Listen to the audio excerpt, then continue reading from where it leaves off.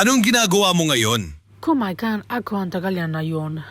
Anong kinakain mo sa tanghalian? Kumake ako pasta kasama. How do you say minced meat in Tagalog? Tinadad na karne means minced meat in Tagalog. O kaya kumakin ako pasta na man minced meat. Napakabuti na parang masarap. Gusto mo bang yung tanghalian? Gusto ko ang tagalyan ko.